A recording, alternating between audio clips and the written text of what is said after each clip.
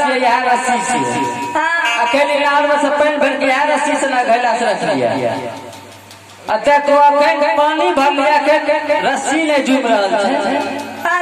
अकर मतलब ये रस्सी काट के रख ना कुछ हो से रस्सी काट के चला के रख दे चोर में जिंदगी सी हमें तो चोर रस्सी ने जो लगा गानी गानी बोलेगा हमार माइयो हम लाए देबो नहीं देबे ना तो नहीं देबे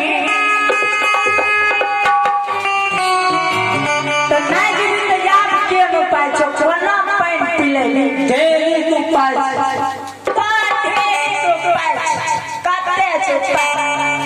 एक जाने जब रस्सी से जुमले ना तमाचरा जोड़ दो पानी पी ले